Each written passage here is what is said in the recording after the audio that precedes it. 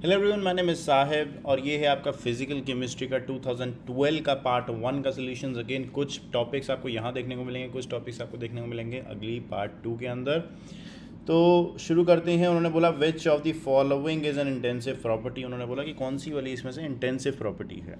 Intensive property होती है जो इंडिपेंडेंट होती है। इंटेंसिव प्रॉपर्टी होती है जो इंडिपेंडेंट होती है। इंडिपेंडेंट किस चीज़ के? Independent of the amount of substance present in it. Independent of the amount of substance present in it. तो temperature is a not quantity, मतलब कह सकते हो उसको टेम्परेचर क्वांटिटी डिपेंडेंट नहीं है। टेम्परेचर एज सच ये नहीं डिपेंड करता है ज़्यादा गैस प्रेजेंट है या कम गैस प्रेजेंट है तो उससे टेम्परेचर का कोई लिंक है नहीं। Temperature is a macroscopic property, उसका एज सच अंदर की क्वांटिटी ऑफ सब्सटेंस से कोई लेना देना नहीं है आपका। और टेम्परेचर बेसिकली अगर मैं गैसियस स्टेट की बात करूँ तो वो तो एवरेज काइनेटिक एनर्जी होती है बेसिकली। तो टेम्परेचर एज सच कोई भी आपका लिंक नहीं है टेम्परेचर का आपके क्वांटिटी ऑफ मैटर के साथ। सरफेस टेंशन पानी के इतना ले लो या इतना ले लो, मतलब कि एक बाल्टी ले लो या एक मग्गा ले लो, it's all the same, surface tension remains the same.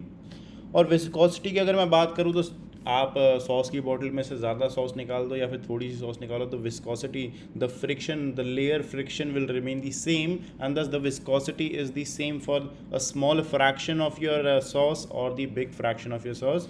So the answer should be all of the above. The answer should be all of the above. क्या होना चाहिए? ऑल ऑफ द अबव होना चाहिए, क्योंकि सब चीज़ों के अंदर आपका इंटेंसिव प्रॉपर्टी शो होता है। तो आपके पास आगे चलते हैं। उन्होंने बोला during an adiabatic expansion of an ideal gas what happens. एक आइडियाबैटिक एक्सपेंशन हो रही है आपकी आइडियल गैस की, तो क्या होगा? तो अगर मैं कहूँ कि एडियाबैटिक एक्सपेंशन जो होता है, एडियाबैटिक एक्सपेंशन के अंदर होता क्या है बेसिकली? एडियाबैटिक क्या होता है? आपके पास एक कंडीशन ले लेते हैं एडियाबैटिक की। तो आपके पास ये एक इंसुलेटेड, ये क्या है? एक इंसुलेटेड आपके पास वेसल सा है, इंसुलेटेड कंटेनर सा है। मैंने इंसुलेशन कर दिया है इसका। अब इंसुलेशन करने के बाद मैंने एक पिस्टन लगा दिया यहाँ पे ऐसे करके, पिस्टन लगा दिया यहाँ पे ऐसे करके, और मैंने इसके अंदर इंट्रोड्यूस कर दिए अब गैस के मॉलिक्यूल्स। मैंने अंदर इंट्रोड्यूस कर दिए गैस के मॉलिक्यूल्स। दिखने में गैस के मॉलिक्यूल्स थोड़े एस शेप के लग रहे हैं क्योंकि मेरा नाम साहिब है। तो आपके पास ये एस शेप के फॉर्म में मैंने गैस के मॉलिक्यूल्स बना दिए हैं यहाँ पे। तो आपके पास एस शेप अगर यहाँ पे है, जो भी है आपके पास गैस के मॉलिक्यूल्स हैं आपके पास यहाँ पे। अगर मैं कहूँ कि यहाँ पे एक्सपेंशन होने वाली है तो एक्सपेंशन में क्या होता है? वॉल्यूम इंक्रीज होती है बेसिकली। आपके पास जो ये पिस्टन है ऊपर की साइड पे मूव कर जाएगा, और अगर कंप्रेशन हो रही है तो पिस्टन नीचे की साइड पे चला जाएगा। यही काम होगा आपके पास, यही काम होगा आपके पास। अगर मैं कहूँ कि यहाँ पे एक्सपेंशन होनी है और वो होनी है विदाउट दी, मतलब बाहर से मैंने कोई हीट नहीं दी है, this is the source for the heat. जैसे आप स्टोव की बात करो तो this is the source for the heat, but यहाँ पे हीट अंदर नहीं जा सकती। वाई? क्योंकि ये एडियाबैटिक एक्सपेंशन है। This is adiabatic expansion. और एडियाबैटिक अगर मेरे पास शब्द आ जाए तो मतलब अंदर हीट नहीं जा सकती। Q is zero, heat energy transfer नहीं हो सकती है आपकी बिल्कुल भी। और मैटर तो हो ही नहीं सकता है, मैटर तो हो ही नहीं सकता है क्योंकि आपके पास क्या है? ऊपर से पिस्टन क्लोज्ड है। तो बेसिकली ये आइसोलेटेड सिस्टम है। अब मान लो मैंने बाहर से हीट नहीं भी डाल सकता हूँ तब भी मेरे पास एक्सपेंशन हो जाए। मैंने क्या कर दिया? बाहर से एक्सपेंशन कर दिए। अब एक्सपेंशन करी, वॉल्यूम मेरी यहाँ तक पहुँच गई और गैस के मॉलिक्यूल थोड़ा सा उड़ गए हैं, गैस के मॉलिक्यूल थोड़ा सा उड़ गए हैं, ठीक है। अब एक्सपेंशन हो गई है। अब ये जो एक्सपेंशन हुई है without the presence of any heat from outside हुई है। मतलब कि सिस्टम ने अपनी पावर लगा के, अपनी एनर्जी को कंज्यूम करके उसको एक्सपेंशन करा होगा। मतलब खुद ही सोचो इस बात को कि आपके पास, आपने पहले खाना खाया था 2 बजे और आप 6 बजे खेलने गए हो बाहर। तो आप 2 बजे जब खाना खा लिया तो 6 बजे जब खेलने गए हो तो आपके अंदर एनर्जी थी फूड की जो आपने पहले से खा रखा था 2 बजे। अब आप खेलने के जाओगे तो उस फूड की एनर्जी को, जो फूड की एनर्जी है आपकी, उस एनर्जी को कंज्यूम करके खेलोगे, ऑब्वियसली वो एनर्जी कंज्यूम होगी। दैट मीन्स आपके अंदर की इंटरनल एनर्जी कंज्यूम होगी। सिमिलरली इस वाले पिस्टन की अगर मैं बात करूँ, यहाँ पे इसकी इंटरनल एनर्जी कंज्यूम हो जाएगी। अब इंटरनल एनर्जी जैसी कंज्यूम होगी मतलब डेल्टा यू कंज्यूम होगा, और डेल्टा यू कंज्यूम होगा मतलब कि सिस्टम एनर्जी कंज्यूम करके एक्सपेंशन करेगा, और जैसी एक्सपेंशन होगी आपके पास आपका टेम्परेचर डिक्रीज कर जाएगा। खुद सोचो, आप ठंडे पड़ जाओगे थोड़े टाइम बाद, आपका वैसे बॉडी टेम्परेचर राइज कर जाता है लेकिन आपका थोड़े टाइम बाद यू गेट ठंडा, you get cold, why, because आपके पास अंदर की एनर्जी जो है वो कंज्यूम हो चुकी है। वैसे ही इसने एनर्जी अंदर की कंज्यूम करके अपनी एक्सपेंशन करी है, और जैसे ही इसने अपने अंदर की एनर्जी कंज्यूम कर ली तो आपका टेम्परेचर डिक्रीज कर जाएगा थोड़े ही समय बाद। तो आपके पास जो आंसर आना चाहिए वो आना चाहिए कि temperature of the system should decrease when there is an adiabatic expansion, but if there's an adiabatic compression, तो आपके पास जो भी चीज़ होगा वो आपका इंटरनल एनर्जी के अंदर स्टोर हो जाएगा और आपका टेम्परेचर इंक्रीज हो जाएगा। तो अगर मैं इसको दूसरे तरीके से सोचूं तो आपका delta U equals to Q plus W होता है फर्स्ट लॉ के अकॉर्डिंग। अगर क्यू जीरो है तो आपका डेल्टा यू क्या हो गया, आपका डब्ल्यू हो गया। और यहाँ पे work done by the system हो रहा है क्योंकि एक्सपेंशन हो रही है, तो वर्क डन क्या होगा, नेगेटिव होगा।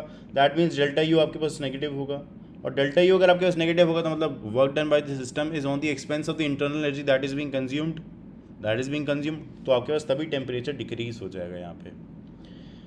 उसके बाद इन्होंने बोला which of the following statement is true for a system at equilibrium under conditions at constant pressure and constant temperature. तो आपके पास ना बेसिकली उसने इक्विलिब्रियम की कंडीशन पूछी है। इक्विलिब्रियम की कंडीशंस नॉर्मली क्या होती है आपको मैं बताता हूँ, इक्विलिब्रियम की कंडीशंस के बारे में बताता हूँ। एक ट्रिक बताता हूँ। बेसिकली आपने क्या करना है, इस स्क्वायर को याद रखना है, ये स्क्वायर तो बना नहीं, अब स्क्वायर बना देते हैं। आपने स्क्वायर को याद रखना है, अब ये भी स्क्वायर नहीं बना, ओहो ये स्क्वायर बनेगा पक्का। ये देखो स्क्वायर बना ना, क्लासिक टेक्निक थी। अब ये आपने ये ऐसे नाम इसका सोच लेना, Satya Prakash very tall he goes Australia, AU से ऑस्ट्रेलिया, यानी कि सत्य प्रकाश वेरी टॉल, उसके बाद ही गोज ऑस्ट्रेलिया। अब आप बाहर के जो ऑस्ट्रेलिया वाले फंक्शंस हैं, मतलब HGAU, उनको देखोगे जो ब्लैक मार्क्ड हैं, तो आपको दिखेगा कि ये आपने कहीं ना कहीं पढ़ रखे हैं। यू पढ़ा, फिर H पढ़ा था, फिर आपने AG पढ़े थे। तो ये बेसिकली सारे के सारे थर्मोडायनेमिक पोटेंशियल्स हैं। क्या हैं? थर्मोडायनेमिक पोटेंशियल्स हैं। थर्मोडायनेमिक पोटेंशियल क्या होती है? एनर्जी गवर्निंग टर्म्स होती हैं, जो एनर्जी स्टोर कितनी हुई है वो बताती हैं। अब ये HGAU ये सारी की सारी चीज़ें सेम है, ये सारी की सारी एनर्जी बताती है। इनकी जो चेंज होता है इनका, वो आपको एनर्जी चेंज बताता है बेसिकली, और बताता बस डिफरेंट कंडीशंस के अंदर है। अब एक सीन है कि जो इनका एनर्जी चेंज है, उनको आप यूज़ कर सकते हो to govern a spontaneity of a reaction, लेकिन हर एक एनर्जी चेंज जो होगा इनके अंदर डिफरेंट कंडीशंस होंगी, तो आप उसको यूज़ करोगे। जैसे एंथैल्पी को डिफरेंट कंडीशंस में यूज़ करते हो, आपका गिब्स फ्री एनर्जी को डिफरेंट कंडीशंस में यूज़ करते हो। तो आपके पास जो एनर्जी होती है वो नॉर्मली डिक्रीज़ करती है सिस्टम को हमेशा स्टेबलाइज करने के लिए। सिस्टम अपनी एनर्जी कंज्यूम करती है ताकि वो काम कर सके। वही काम से अगर मैं यहाँ पे delta S, delta U, delta A और डेल्टा जी को लिखूँगा, तो मेरे पास, आपने इस ट्रिक को ऐसे याद रखना है, जी जो होगा वो डिपेंड करेगा प्रेशर और टेम्परेचर पे, तो मैं यहाँ पे लिख दूंगा प्रेशर एंड टेम्परेचर। ए जो होगा वो डिपेंड करेगा वॉल्यूम एंड टेम्परेचर पे। जो यू होगा वो आपका डिपेंड करेगा एंट्रोपी एंड वॉल्यूम पे, और आपका एच जो होगा वो एंट्रोपी एंड प्रेशर पे डिपेंड करेगा आपका। तो इससे आप क्या पता लगा सकते हो, ये सारे एनर्जी फैक्टर्स इन कंडीशंस के ऊपर डिपेंड करते हैं। उसके बाद आपने लेस और लेस का साइन लगा देना है, और लेस देन जीरो लगा देना है। क्यों? ये आपको बताएगा कि अब अगर आपके पास ऐसी कोई कंडीशन आ जाए जहाँ पे एंथैल्पी एस और पी पे डिपेंड कर रही है, एंड आपका जो वैल्यू है that is less than zero, तो आपके पास रिएक्शन आपकी स्पॉन्टेनियस होगी, और स्पॉन्टेनियस मतलब इरिवर्सिबल होगी। और इसके अगर आप इक्वल टू साइन लगा दोगे, किसी के भी इक्वल टू साइन लगा दोगे, मतलब कि आपके पास रिएक्शन क्या है, रिएक्शन आपके पास इक्विलिब्रियम पे है। क्या है? रिएक्शन आपकी इक्विलिब्रियम पे है, इक्विलिब्रियम अचीव हुआ है रिएक्शन को। तो यहाँ पे उन्होंने पूछा टेम्परेचर एंड प्रेशर के ऊपर, यानी कि डेल्टा जी आपका इक्विलिब्रियम पे कब होगा, जब डेल्टा जी जीरो होगा आपके पास। उन्होंने डेल्टा जी मेंशन नहीं किया, उन्होंने बस कहा टेम्परेचर एंड प्रेशर पे कौन सा ऐसा कंडीशन है जो आपका इक्विलिब्रियम शो करती है, तो आपका delta G equal to zero. उसके बाद आगे चलते तो उन्होंने बोला the concentration of H plus ion in neutral water is, अगर मैं वाटर का आयनिक प्रोडक्ट लिखूँ तो वो कितना होता है, 1 × 10⁻⁻14 होता है मेरे पास। और अगर मैं कहूँ कि इक्वल किसके होता है, तो ये H प्लस और OH माइनस के इक्वल होता है, और जो न्यूट्रल वाटर होता है, यानी कि प्योर वाटर एट 298 केल्विन अगर मैं कहूँ, तो आपके पास ये वाला जो आयनिक प्रोडक्ट होता है वो इक्वली डिवाइड हो जाता है दोनों H प्लस और OH नेगेटिव में।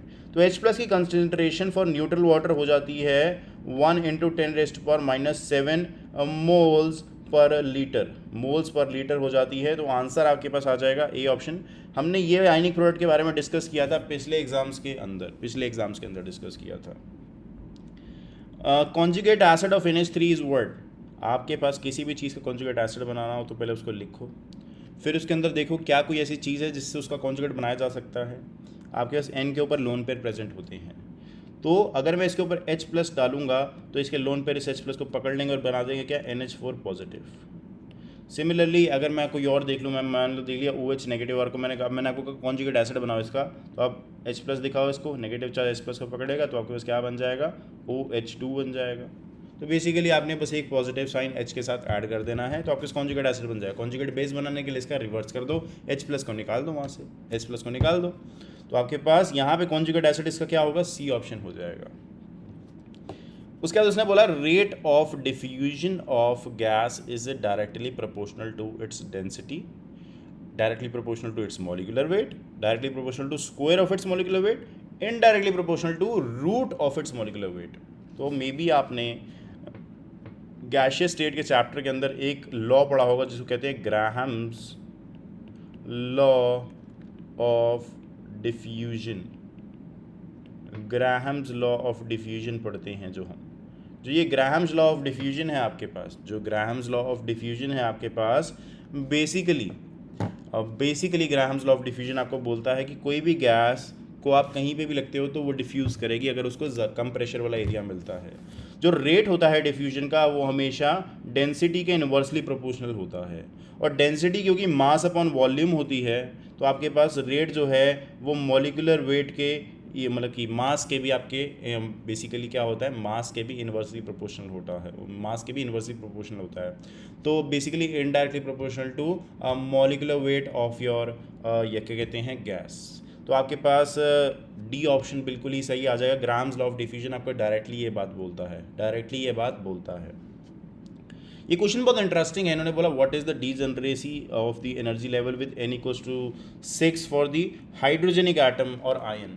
हाइड्रोजेनिक एटम मतलब क्या होता है कि आपने H ले लिया, उसके बाद अगर आप He+ देखो, या आप He+ के बाद 1 2 3 आप लिथियम 2+ ले लीजिए, या बेरिलियम 3+ ले लीजिए, आप कुछ भी ले लीजिए मतलब कि इनमें से, तो आपको सब में दिखेगा कि 1 इलेक्ट्रॉन है इन सब के अंदर, एक ही इलेक्ट्रॉन है इन सब के अंदर। तो इन सब को बोलते हैं हाइड्रोजन या हाइड्रोजन लाइक एटम्स बोलते हैं, क्योंकि सबके अंदर एक इलेक्ट्रॉन है, हाइड्रोजन के अंदर एक इलेक्ट्रॉन होता है। अब बोहर की थ्योरी और श्रोडिंगर्स की थ्योरी मैच कर गई थी कुछ समय बाद, और उन्होंने बोला था कि आपके पास हाइड्रोजन के अंदर अगर मैं 1 इलेक्ट्रॉन सिस्टम देख रहा हूँ और इसके अंदर एनर्जी की वैल्यू देख रहा हूँ, उसकी आपके एनर्जी ऑफ आपका और एक ऑर्बिट में कितनी एनर्जी है उसको देख रहा हूँ, एक शेल में कितनी एनर्जी उसको देख रहा हूँ, तो आपका जो फॉर्मूला बनता है वो बनता है अराउंड -13.6 Z²/n² बनता है। ये तो बोहर ने दिया था, ये आपके पास किसमें, इलेक्ट्रॉन वोल्ट में लिखा है, मैंने जूल्स में भी लिख सकते हो आप इसको, और आप इसको किसी और टर्म्स में, किसी और यूनिट्स ऑफ एनर्जी में लिखना चाहते हो वो भी लिख सकते हो। तो इलेक्ट्रॉन वोल्ट में ये लिखते हैं। अब बोहर ने तो ये दी थी, श्रोडिंगर ने भी कुछ आपके पास इक्वेशन आई थी जो एंड में आके मैच कर गई थी, इससे इसका मतलब क्या, En = आपके पास ये है। अगर आप एनर्जी को ध्यान से देखो तो ये सिर्फ n पे डिपेंडेंट है, ओनली ऑन n पे डिपेंडेंट है। और n क्या है आपके पास, शेल नंबर होता है, बेसिकली शेल नंबर होता है। जब आप बात करते हो 1s 2s 2p 3s 3p 3d, तो आपके पास ये 3 3 2 2 1 क्या है आपके पास, ये सारे के सारे, this is the shell number. और अगर मैं कहूँ तो प्रिंसिपल क्वांटम नंबर है आपके पास, ये प्रिंसिपल क्वांटम नंबर। तो आपके पास जो एनर्जी की वैल्यू है that is dependent upon only on your principal quantum number पे बेस्ड है ना ये आपका। और अगर प्रिंसिपल क्वांटम नंबर पे बेस्ड है तो मतलब कि इसका कहने का ये मतलब है, मान लो मैंने बोला आपको n = 2 है, तो n = 2 होने पे क्या एनर्जी की जो वैल्यू है वो आपकी क्या मतलब मैंने बोला n = 2 है तो एनर्जी की वैल्यू कितनी आ जाएगी, -3, और हाइड्रोजन आटम आपके पास -13.6 × 1²/4, और कुछ आप इसको मतलब कि डिवाइड करोगे तो अगर मैं डिवाइड करता हूँ माइनस आपके पास 3 और आपके पास 2 इधर 1 6 -3.4 आ जाएगी। यानी कि आपके पास एनर्जी की वैल्यू जो आएगी वो आएगी -3.4 इलेक्ट्रॉन वोल्ट। ठीक है, ये कब आई जब मैंने n = 2 लिया। तो मतलब मेरे पास जो n इक्वल टू 2 है उसके अंदर अगर मैं L और M की वैल्यूज़ डालूँ तो मेरे पास आता है 2s 2p, और 2p के अंदर भी 3 ऑर्बिटल होते हैं मेरे पास, मतलब कि 2px 2py और 2pz। तो मतलब ये कहना चाहता है बेसिकली, ये कहना चाहता है बोहर का मॉडल और आपका ये श्रोडिंगर का मॉडल कि अगर principal quantum number dependent energy है तो उसके अंदर 2s और 2p यानी कि 2p के अंदर भी 2px 2py 2pz चारों ऑर्बिटल्स की सेम एनर्जी होगी, चारों ऑर्बिटल्स की सेम एनर्जी होगी। और ऐसा होता भी है अगर हम हाइड्रोजन लाइक एटम्स की बात करें तो उनके अंदर अगर मैं n इक्वल टू 3 की बात कर रहा हूँ तो उसके अंदर 3s 3p 3d के अंदर जितने भी ऑर्बिटल्स होंगे उन सब की एनर्जी क्या होगी, उन सब की एनर्जी आपकी इक्वल होगी। 3s के ऑर्बिटल की एक ऑर्बिटल हो गया, 3p का ऑर्बिटल अगर मैं देखूँ तो उसके अंदर 3 ऑर्बिटल हो गए, 3d के अंदर 5 ऑर्बिटल हो गए, मतलब 5 + 3 + 8 8 और +1 आपके 9 के 9 ऑर्बिटल की एनर्जी सेम होगी। तो इसको निकालने का एक डायरेक्ट फार्मूला है, अगर आपसे डीजनरेसी पूछा जाए तो यू जस्ट डू n का स्क्वायर कर दो, क्या होगा, नंबर ऑफ ऑर्बिटल्स आ जाएंगे जिनकी एनर्जी सेम होगी। तो इधर बोला n इक्वल्स टू 6 तो आपके पास आंसर आ जाएगा 36। n इक्वल्स टू 6 बोलेंगे तो आपके पास आंसर आ जाएगा 36। 36 क्या है आपके पास, 36 is the answer, 36 is the answer to the degeneracy of the orbitals that are lying on the principal quantum number n equals to 6। आगे चलते हैं। उन्होंने बोला how many nodes does 4d orbital possess, 4d orbital, जो 4d orbital है आपके पास, 4d orbital के अंदर सीन क्या है कि आप किसी भी ऑर्बिटल को देख लो, चाहे मैं 1s ऑर्बिटल की बात कर लूँ, ये 1s ऑर्बिटल है, मतलब एक स्क्वायर शेप में होता है, इधर तो एलिप्सिस बन गई है, 1s का ऑर्बिटल है ये। 1s का ऑर्बिटल है तो इसके बीच में एक न्यूक्लियस होगा, और आपको बेसिकली जो ऑर्बिटल्स होते हैं असल में एक स्फीयर होता नहीं है, असल में ऑर्बिटल एक स्फीयर नहीं होता है, आपके पास एक न्यूक्लियस होता है, और आपके पास बाहर जाते जाते ना, आपके पास जैसे मैं बाहर जा रहा हूँ तो probability to find the electron जो होती है आपकी, यहाँ पे ज़्यादा होती है और ऐसे ऐसे कम होती जाती है, ये आपका ऐसा कुछ बनता है probability to find the electron. तो ये एक इमेजिनरी टाइप आप कह सकते हो कि एक स्फीयर कंस्ट्रक्ट होता है, तो ये probability to find the electron है कि इतना दूर तक आप इलेक्ट्रॉन को फाइंड कर सकते हो। तो असल में कोई आपकी शेप नहीं होती है, वो ये होता है कि प्रोबेबिलिटी कितनी है फाइंड करने की पार्टिकल को उसके आसपास, तो आप शेप का नाम दे देते हो अब अगर मैं कहूँ कि ये 1s ऑर्बिटल था तो ठीक है, 1s का कुछ ग्राफ ऐसा बन जाएगा। अगर मैं कहूँ कि आपके पास 2s ऑर्बिटल है तो 2s ऑर्बिटल में क्या होता है, देखा जाता है 2s ऑर्बिटल में देखा जाता है अगर आपके पास न्यूक्लियस यहाँ है तो थोड़ी सी प्रोबेबिलिटी आपकी फाइंड करने की पार्टिकल को इतनी होगी, मतलब कि यहाँ पे फाइंड करने की प्रोबेबिलिटी होगी थोड़ी बहुत, ये जैसे मैंने बना दिया, उसके बाद गैप आ जाएगा, और गैप आने के बाद probability to find the electron फिर से बन जाएगी, फिर से probability to find the electron थोड़ा बहुत आ जाएगा, यहाँ पे भी आ जाएगा। अब ये किसकी बात कर रहा हूँ, n इक्वल टू 2s की बात कर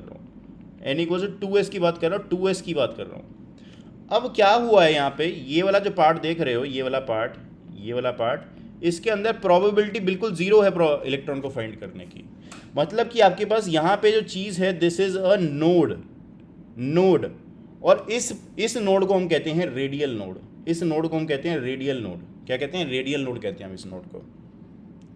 और अगर ये रेडियल नोड है आपके पास तो इसके अंदर क्या होगा, कोई इलेक्ट्रॉन कभी फाइंड करने की प्रोबेबिलिटी होगी नहीं उसकी। और रेडियल नोड क्यों कहते हैं, रेडियल नोड रेडियस से डिपेंडेंट है, तो मतलब कि आपके पास अगर आप स्फीयर लो और स्फीयर से बाहर की तरफ एक रेडियस बनाओ तो उस डिस्टेंस के दौरान एक बीच में नोड आ रहा है तो उसको रेडियल नोड बोल दिया जाता है, अब to find the radial node there is a formula कि Rn radial node is equals to n minus l minus 1। अभी निकालते पहले एंगुलर नोड समझते हैं। अब आपने कभी S की शेप देखी होगी, S की शेप एक स्फीयर होती है, जो p ऑर्बिटल होता है उसकी शेप क्या होती है, ये होती है बेसिकली, तो ऐसे होती है p ऑर्बिटल की शेप, ये होती है p ऑर्बिटल की शेप। अभी मैं बना के दिखाता हूँ आपको, ये है और ये है, आपके पास ऐसा कुछ होता है, p ऑर्बिटल पास पड़ा होता है, ये p ऑर्बिटल है, दिस इज p ऑर्बिटल। और d ऑर्बिटल में आपको पता है इसको डबल बोल देते हैं, उसको डबल बोल देते हैं, तो ये p ऑर्बिटल है। ध्यान से देखो तो इसके अंदर एक पूरा, मतलब कि ये तो एक स्फीयर है ना, पूरा का पूरा ये एक स्फीयर है, ऐसा नहीं है एक वो लोब्स ही होती है सिर्फ और सिर्फ। 3D में अगर देखो तो एक स्फीयर सा ऊपर पड़ा, एक स्फीयर सा नीचे पड़ा, बीच में कुछ भी नहीं है।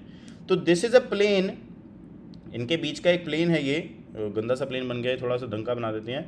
इनके बीच का एक प्लेन है, ये जो ये आपको दिख रहा है ये वाला पार्ट, ये प्लेन के अंदर कभी भी आपको इलेक्ट्रॉन फाइंड करने की प्रोबेबिलिटी नहीं मिलेगी। और ये प्लेन आपका 2D में बना हुआ है, प्लेन तो 2D होता है ऑब्वियसली, लेंथ और ब्रेड्थ होती है प्लेन की। तो इस प्लेन के अंदर कोई आपका पार्टिकल नहीं मिलेगा कभी भी।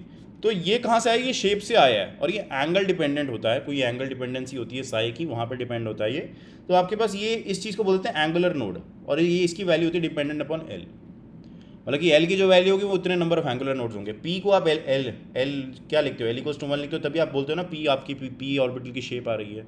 तो बेसिकली एंगुलर नोड क्या हो गया, एंगुलर नोड आपका एल हो गया। एल अगर 1 है तो उसके अंदर एंगुलर नोड भी एक ही होगा, जैसे पी के अंदर एक देखने को मिल रहा है।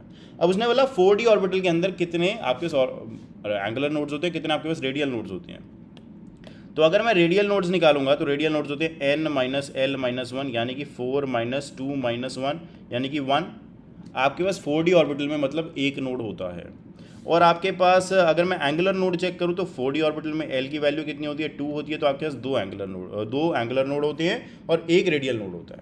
तो आपके थर्ड ऑप्शन बिल्कुल सही आ गया। 3 नोड्स हैं आपके पास, जिसमें से अगर 2 एंगुलर हैं और एक रेडियल है। इसका कहने का क्या मतलब है कि आपके पास अगर ये न्यूक्लियस है, ये न्यूक्लियस है, इससे दूर जाते हुए आपको कुछ ऐसा देखने को मिलेगा, डी ऑर्बिटल की शेप, थोड़ा फ्लावर सा बन गया है, डी ऑर्बिटल की शेप, जिसके अंदर आपके पास क्या होगा, 2 प्लेन होंगे जहाँ पे आपको पार्टिकल को फाइंड करने की प्रोबेबिलिटी 0 होगी, एक ये वाला।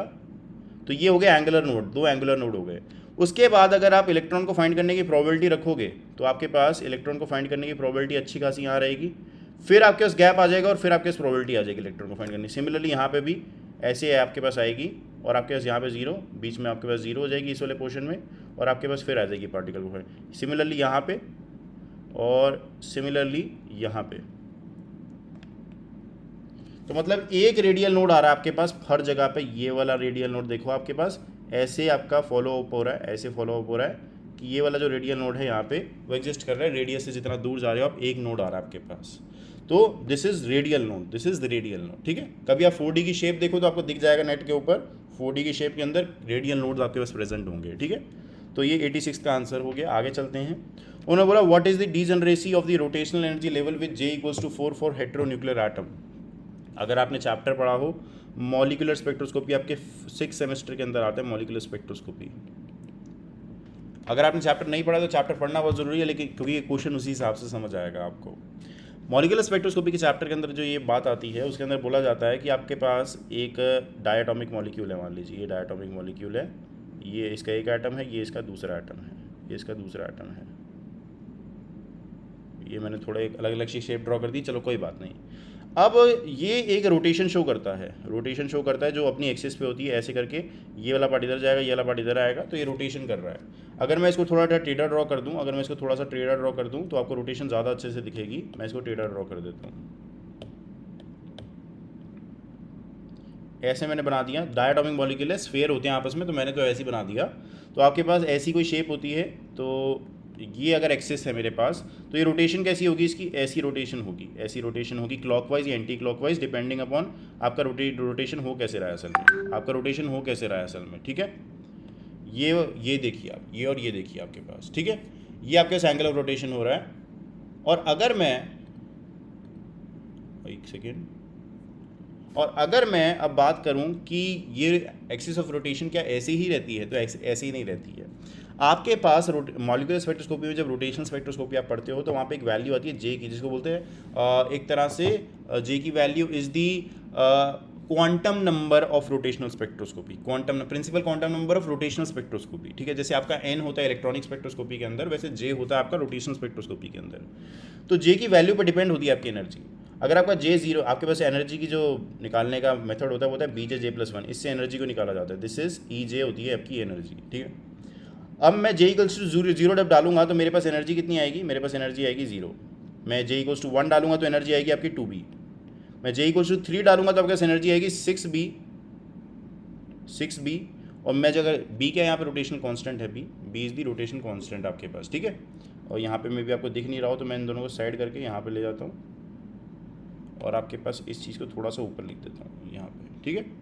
सिमिलरली अगर मैं आपके पास J इक्वल्स टू क्या डालूंगा, J इक्वल्स टू आपके पास 4 डालूंगा, J इक्वल्स टू 3 डाल दिया मैंने, हाँ J इक्वल्स टू 3 डाल दिया। अब J इक्वल्स टू अगर मैं 4 डालूंगा, नहीं 3 भी नहीं डाला मैंने, 2 डाला है, अभी तो 2 डाला है। ये 1 हो गया, ये 0 हो गया, ये 0 डाला तो मेरे पास ये आ गया, ये 1 डालने पे आ गया, ये 2 डालने पे आ गया। अब 3 डाल देता हूँ मैं, जब मैं 3 डालूंगा तो आपका आंसर आएगा 12 भी, और 4 डालूंगा तो 20 भी। ऐसे सारे के सारे आंसर आ जाएंगे। This is the rotational energy level, जो आपको बताते हैं क्वांटाइज है रोटेशनल एनर्जी लेवल्स भी। आपकी जो मॉलिक्यूल की रोटेशन है वो क्वांटाइज्ड है डिफरेंट डिफरेंट एनर्जी लेवल्स के अंदर।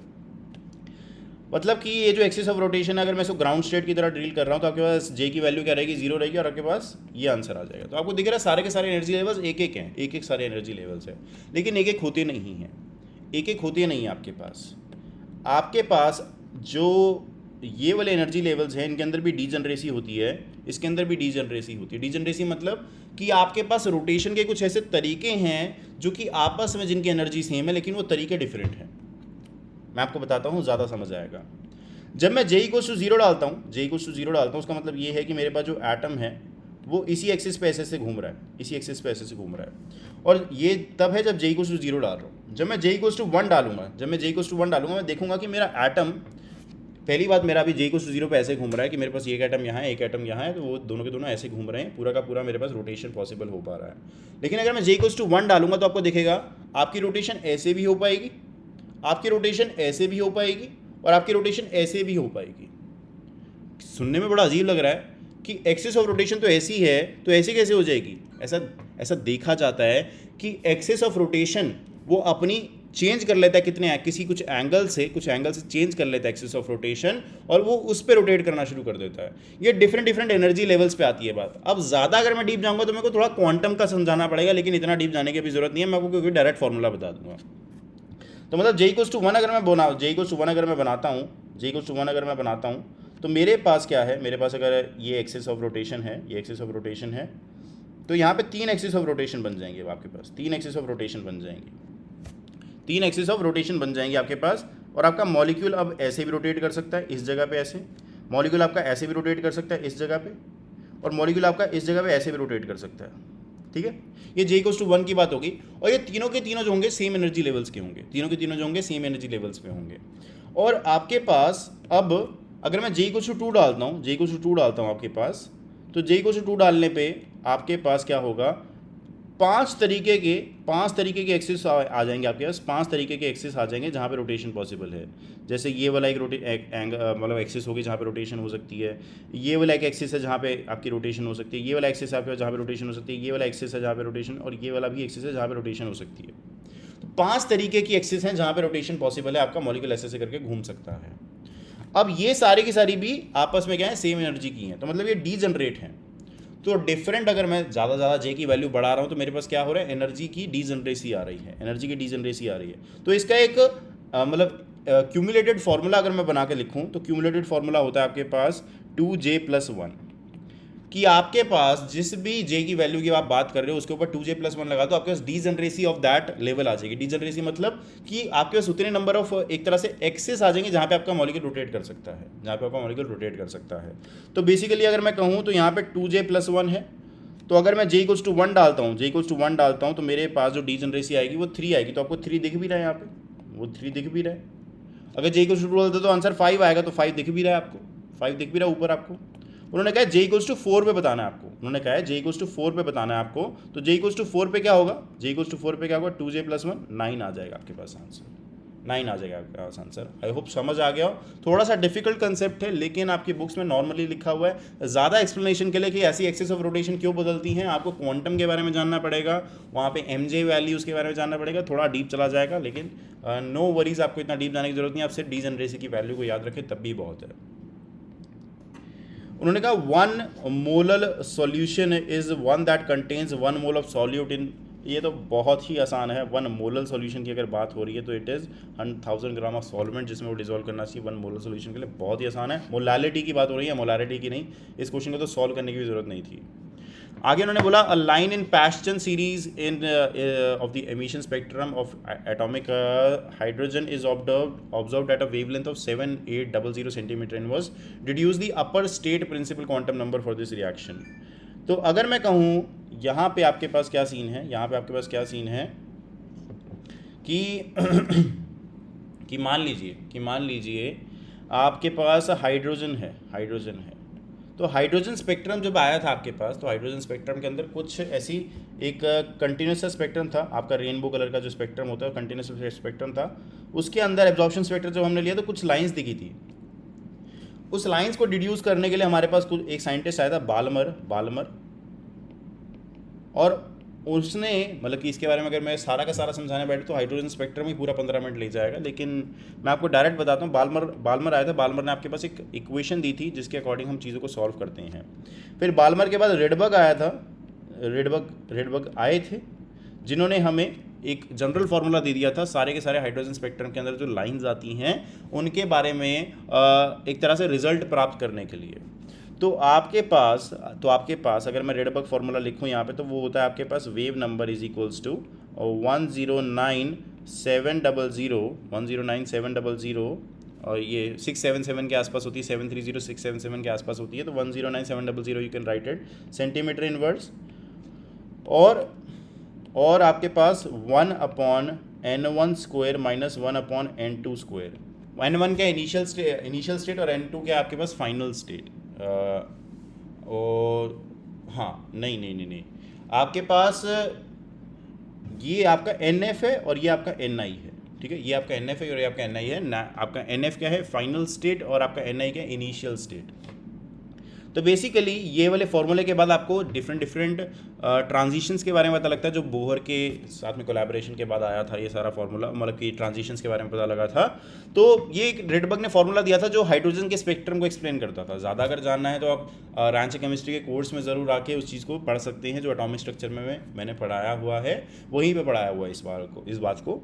तो आपके पास इसके फॉर्मूले को जब लगाते हैं तो यहाँ पे NF की जो वैल्यूज़ होती हैं, NF की फाइनल स्टेट की जो वैल्यूज़ होती हैं, उसको आप फिक्स कर लेते हो अकॉर्डिंग टू सम सीरीज, जैसे लाइमन, बाल्मर, पैस्टन, ब्रैकेट, प्रीफंड। तो आपके पास यहाँ पे जो पैस्टन सीरीज होती है, लाइमन के लिए जो फाइनल स्टेट होती है वो होती है n=1, बाल्मर के लिए 2 होती है, पैस्टन के लिए 3 होती है। तो यहाँ पे मैं अगर 3 को फिक्स कर दूँ, तो आपके पास आंसर आ जाएगा 3 का स्क्वायर यानी कि 9 आ जाएगा।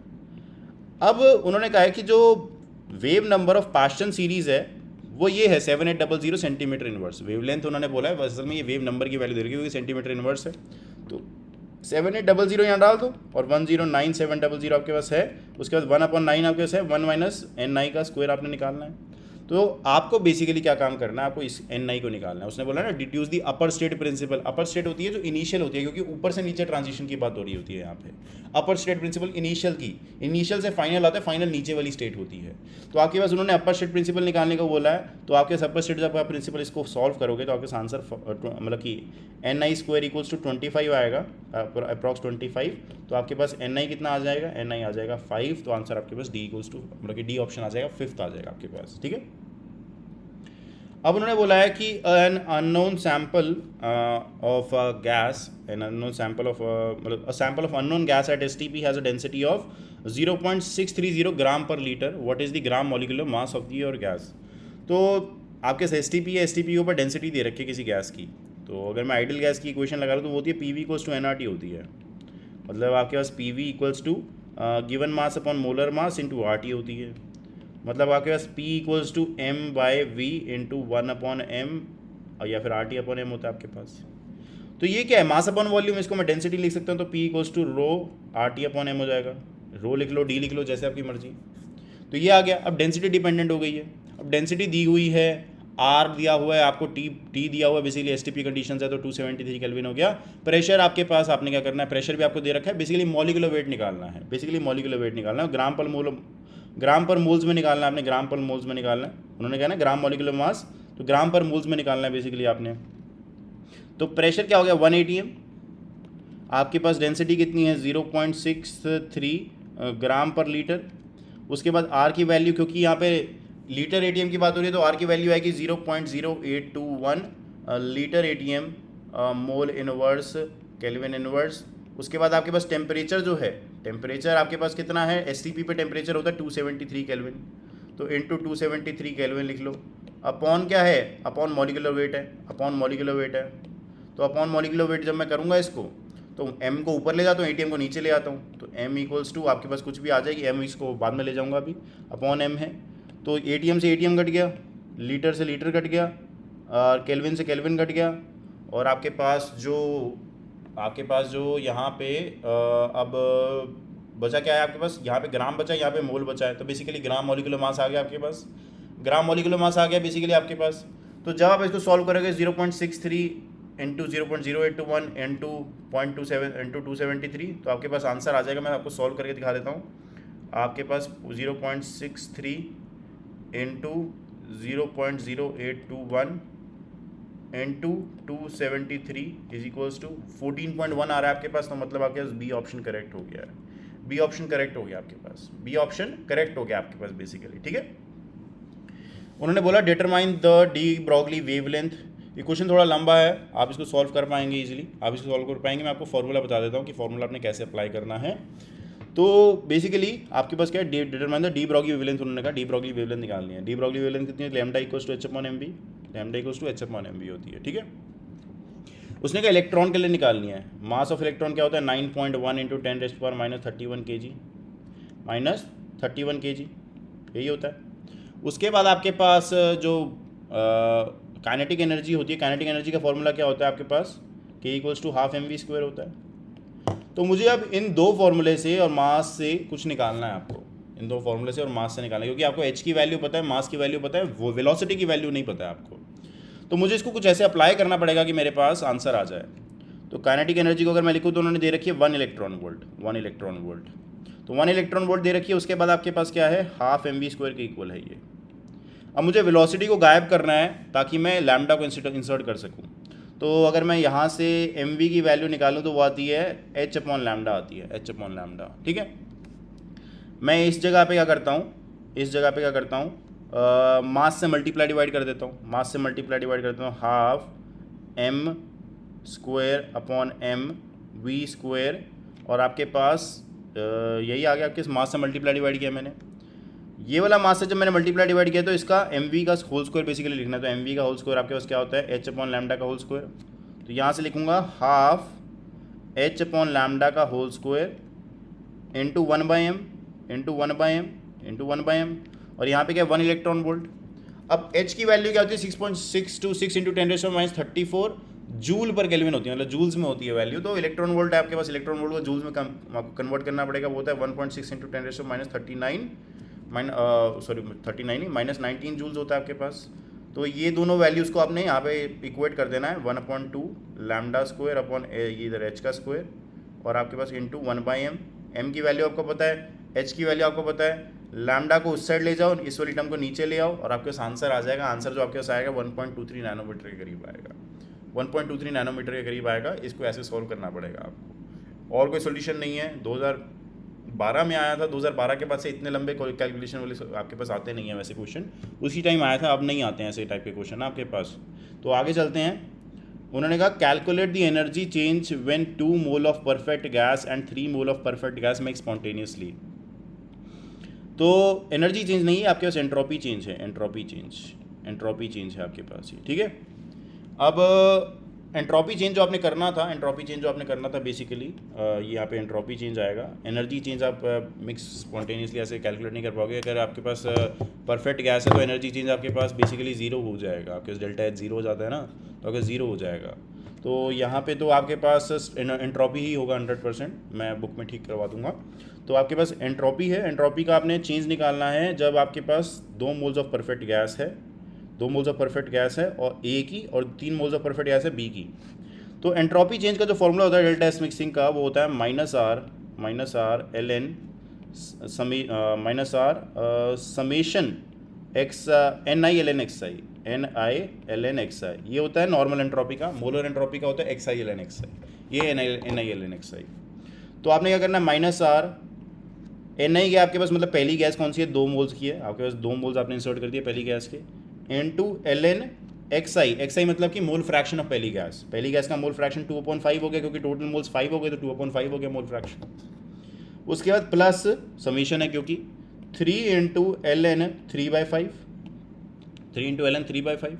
तो जब आप इस चीज़ को -r है और यहाँ पे जूल्स में बात हो रही है तो आप आर की वैल्यू डालोगे -8.314, तो आपके 8.314 डालोगे। यहाँ पे जो ये वैल्यूज है इसको सॉल्व करोगे आप। इसको सॉल्व करने के बाद आप ln की 5 और 5 को चीज़ को काट सकते हो, क्योंकि ln 5 है 5 नहीं काट नहीं पाओगे क्योंकि ऐड हो रहे हैं। तो आप इन चीज़ों को सॉल्व करो, और जैसे जैसे आप सॉल्व करोगे तो आपके पास आंसर आ जाएगा 23.15 आपके पास आंसर आ जाएगा, 23.15 आपके पास आंसर आ जाएगा। ठीक है, जैसे ही आप इस चीज़ को सॉल्व करेंगे आपसे ये आंसर आ जाएगा। ये फॉर्मूला होना आपको बहुत इंपॉर्टेंट था, ये फॉर्मूला याद होना बहुत इंपॉर्टेंट था। उसके बाद उन्होंने बोला the energy release as heat when liquid propanone CH3COCH3 is burned in bomb calorimeter at 298 kelvin is 1788 kilo joules per mole. Calculate the enthalpy of combustion of propane. तो जब आप प्रोपेन को बर्न करोगे, प्रोपेन तो नहीं है, propanone है, वैसे प्रोपेनॉन है, CH3COCH3 को जब आप बर्न करोगे तो करोगे इन प्रेजेंस ऑफ 4O2, और जैसे ही आप करोगे तो आपके आंसर आएगा 3CO2 प्लस 3H2O कर दो, 3H2 ऑक्सीजन, इधर हो गए 3 + 2 6, 6 और 3 9, इधर भी 8 और 1 9, और आपके पास कार्बन 3, ऑक्सीजन आपके पास, ठीक है, हाइड्रोजन 6 आपके पास हाइड्रोजन। ठीक है, इक्वेशन आपकी स्टोइचियोमेट्रिकली ठीक है आपके पास। तो ये होगी आपके पास बर्निंग ऑफ प्रोपेनॉन। तो आपने बेसिकली क्या किया, energy released as heat when liquid propanone is burned लिखा है ना, तो आपने बर्न के कंबशन की इक्वेशन लगाई है बेसिकली आपने। उसके बाद उन्होंने बोला ये बॉम्ब कैलोरीमीटर में हुई है। बॉम्ब कैलोरीमीटर होता है जहाँ पे आपके पास कांस्टेंट वॉल्यूम होती है, कांस्टेंट वॉल्यूम होती है आपके पास, और कांस्टेंट वॉल्यूम पे जो हीट एब्जॉर्ब्ड होती है, कांस्टेंट वॉल्यूम पे जो हीट रिलीज होती है या आपके पास हीट एब्जॉर्ब होती है, रिलीज होती है, तो वो आपके पास डेल्टा U होती है। डेल्टा U = QV होता है, वहाँ पे कांस्टेंट वॉल्यूम होती है बॉम्ब कैलोरीमीटर पे। और उन्होंने बोला this is equals to 1788 kilo joule per mole, 1788 kilo joule per मोल। और क्योंकि ये एनर्जी रिलीज्ड है, आपके पास, तो ये एनर्जी क्या होगी, ये एनर्जी क्या होगी आपके पास, ये एनर्जी होगी आपके पास माइनस में, ये एनर्जी होगी आपके पास माइनस में। ठीक है, ये माइनस में एनर्जी होगी। उसके बाद उन्होंने बोला कि calculate the enthalpy of the combustion. तो अगर आपके पास डेल्टा U है, डेल्टा H निकालना है, तो you can find out it with this formula, delta H = delta U plus delta NGRT। इसके साथ आप निकाल सकते हो, डेल्टा NGRT के साथ। अगर मैं कहूँ Ng कितना है यहाँ पे, तो ये सारे के सारे गैशियस स्टेट में, ये भी गैशियस में, ये भी गैशियस में, ये भी गैशियस में, ये भी गैशियस में। उसके बाद 6 - 5 कर दोगे आप, प्रोडक्ट्स माइनस रिएक्टेंट होता है, तो ये 1 RT हो जाएगा, ये 1 RT हो जाएगा, और डेल्टा U है आपके पास, अब डेल्टा U + 1 RT आप करिए, तो आपके पास आंसर जो आएगा, वो बेसिकली 1786 -1786 आ जाएगा, क्योंकि यहाँ तो -1788 है आपके पास, एनर्जी रिलीज्ड है आपके पास एज हीट, वो 1788 किलो जूल पर मोल है। तो आपके असल में वो माइनस में होगी, क्योंकि कंबशन रिएक्शन माइनस में देती है ना एनर्जी रिलीज होती है तो माइनस में आती है ना आपके पास एनर्जी। उसके बाद आपके पास डेल्टा U की वैल्यू गिवन है, तो आपके पास आपने डेल्टा H के निकालने के लिए बस आपको प्लस NGRT, और NGRT में से RT की जो वैल्यू आएगी वो अप्रॉक्सीमेटली 2 किलो जूल्स होगी। 2 किलो जूल्स आप उसमें क्या करोगे, ऐड करोगे, तो बेसिकली -1786 हो जाएगा आपके पास, -1786 हो जाएगा आपके पास। ठीक है, तो ये था 99th। आगे चलते हैं, और आपके पास ये लास्ट क्वेश्चन है इस एग्जाम का, मेरे पार्ट का। इसमें गिवन है the vapour pressure of bromobenzene C5H5Br above an ideal dilute aqueous solution of molarity और molarity 0.092 moles per kg is 23.6 kelvin kilo pascal. तो calculate the Henry's law constant, यहाँ पे हेनरीज लिखा है, ये हेनरीज होगा, हेनरीज लॉ कांस्टेंट बोला है ब्रोमोबेंजीन। तो अगर इसको ध्यान से देखें तो इन्होंने बोला है बेसिकली वेपर प्रेशर आपको दिया हुआ है, आपको मोलारिटी दी हुई है, तो आपने ये मोलालिटी है, क्योंकि आपके पास किलोग्राम में गिवन है ना, मोलालिटी है आपके पास। तो कैलकुलेट दी हेनरीज लॉ बोला उन्होंने, हेनरीज लॉ निकालना है आपने, हेनरीज लॉ कांस्टेंट निकालना है।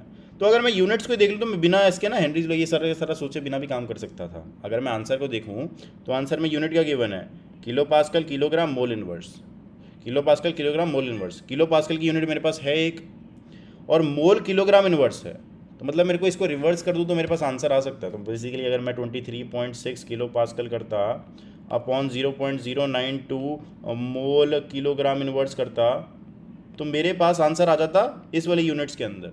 और यही तो करना था मैंने, बेसिकली ये प्रेशर है, और ये आपके पास क्या है, ये आपके पास कंसंट्रेशन है, और ये क्या है आपके पास, ये वैल्यू किसकी इक्वल होती है, KH की इक्वल होती है। कैसे, हेनरीज लॉ का कहते हैं, हेनरीज लॉ बोलता है आपको कि मास ऑफ या फिर concentration of gas dissolve inside आपके पास जो मान लो कोकी बॉटल है, कोकी बॉटल के अंदर CO2 कितना डिजॉल्व होगा, वो डिपेंड करेगा कि CO2 का ऊपर प्रेशर कितना है, वेपर प्रेशर कितना है CO2 का, उस पर डिपेंड करेगा कि CO2 उस लिक्विड में कितना कितना सोल्यूट डिजॉल्व है। तो आपके पास बेसिकली वो होता है P is equal to KH X होता है वैसे तो, पर इधर उन्होंने KHC लिख सकते हो, कंसंट्रेशन आपने अगर बतानी है तो कितना डिजॉल्व है, तो वो KH यहाँ पे आता है। KH is the Henry's law constant, क्योंकि डायरेक्टली प्रोपोर्शनल होते हैं तो प्रोपोर्शनलिटी साइन हटाओगे तो कांस्टेंट आ जाएगा। अब KH आप इससे डायरेक्टली निकाल सकते हो, 23.6 किलो पास्कल डिवाइड बाई 0.092 जब आप करोगे, जब डिवाइड बाई 0.092 करोगे तो आपका आंसर आ जाएगा अराउंड 256 आ जाएगा, अराउंड 256 आ जाएगा। मैं निकाल के देख भी लेता हूँ एक बार, अराउंड देख भी लेता हूँ एक बार। 23.6 डिवाइडेड बाय 0.092, 256 आ रहा है, 256 आ रहा है, तो इसी से 256 आंसर आ जाएगा। ए ऑप्शन आपके पास बिल्कुल ठीक हो जाएगा। थैंक यू सो मच, अगली वीडियो में मिलते हैं, बाय बाय, टेक केयर।